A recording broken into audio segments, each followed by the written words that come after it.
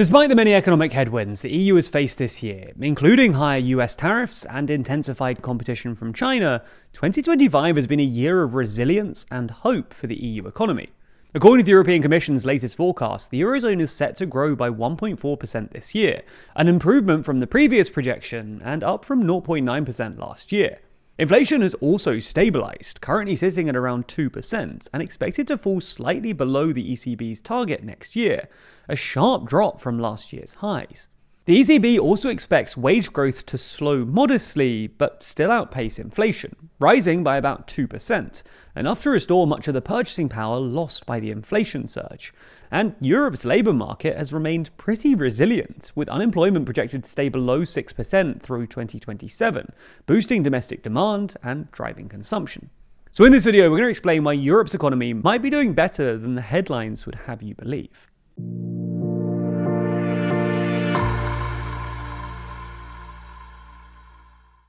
The TLDR Black Friday sale is now on. That includes our biggest ever discounts on all products, including our coffee table book, our 2025 calendars, our colouring book, posters starting at $17.99, and much more. Find the full collection at toolong.news or by clicking the link in the description.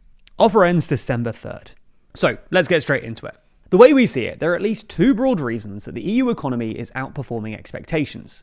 First, despite widespread concerns that higher US tariffs would significantly hurt the EU's export-oriented economy, European industry has actually held up surprisingly well. We saw a surge in exports in the first half of the year as firms moved quickly to get ahead of the tariff increases. Then in late July, Brussels and Washington agreed to a 15% tariff on most EU goods entering the US, a level far lower than that imposed on most other big economies. India, for example, has been hit with a 50% tariff on all of its exports, and Canada faces a 45% rate. This has given the EU a modest competitive advantage, while at the same time, driven by a need to reduce its dependence on the US, the EU has pushed to sign trade agreements with other countries. EU exports have subsequently rebounded following a slight slowdown during the summer, with eurozone exports rising by roughly 4.7% between August and September, the strongest monthly increase since the COVID period, and fully reversing the declines seen in April and August. A good indicator to get a sense of how the EU economy is coping with Trump's trade wars are its PMI readings, which are basically a proxy for the strength of European industry. Europe's industrial sector remains fragile, but things are gradually improving.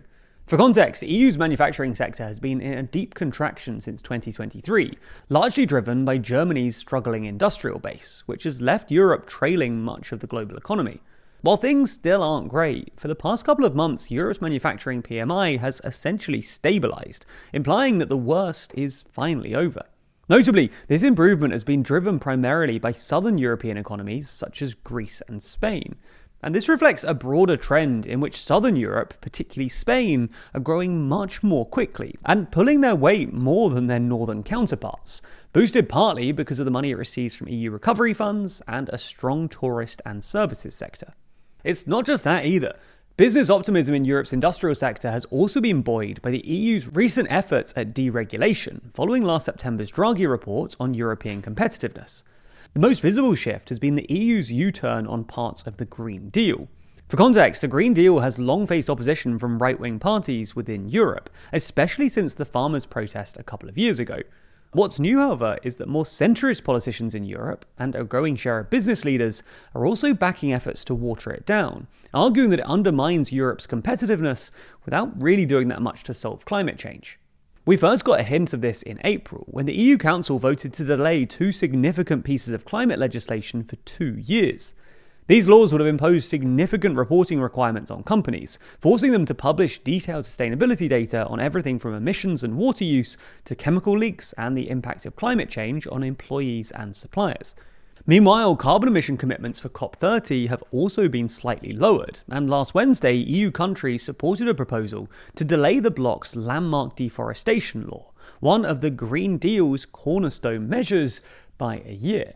Now, to be clear, we're not necessarily saying we agree with all of this, and the watering down of the Green Deal hasn't gone down well with many more left-wing parties in the European Parliament, and on the continent more broadly. But nonetheless, the point we're trying to make is that these measures have been well received by European industry, helping to bolster confidence at a time that it's much needed. Anyway, the second reason the EU economy is actually in all right shape is tech. While the media often portrays the EU as a tech laggard, stumbling behind the US and China, the situation for the EU is rosier than you might think. Now, there's definitely something to the claim that Europe is falling behind, as evidenced by Europe's conspicuous lack of well-known tech companies. But in recent years, the EU has been narrowing this gap.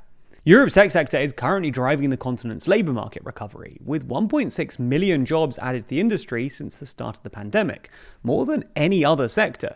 The rise in Europe's tech sector has also been able to offset some of the recent contractions in European industry. Germany, for instance, has lost over 200,000 industrial jobs since the pandemic, but gained nearly 600,000 tech jobs. European firms have also increasingly adopted more advanced digital technologies, and the region is steadily catching up to the US in the share of companies integrating cutting-edge digital tools into their operations. AI adoption is especially strong in Europe's manufacturing sector, while in contrast, in America, it's far more concentrated on services and infrastructure. In fact, countries like Denmark and Czechia have become standout performers, rapidly digitizing their industrial operations. On a per capita basis, Europe even has around 30% more AI specialists in its workforce than the US does. All in all, the picture looks more encouraging than the headlines suggest. With a surprisingly strong tech sector, a renewed push towards deregulation, and an economy that weathered the US's trade storm better than expected, Europe is now on firmer footing. Now, it's important not to overstate things. Aggregate GDP growth is still below where European politicians and policymakers would like it to be, and there's massive regional variation. Nonetheless, it's at least true that the doom-mongering is often overdone, and self-bashing Europeans should keep in mind that basically every major economy at the moment is in a tough spot. We actually dove even deeper into this topic in our interview with YouTube's Money and Macro, where we discussed the state of the European economy and how he thinks it could be fixed. The interview is available within the next issue of our magazine, Too Long, with premium subscribers also gaining access to the full unedited recording.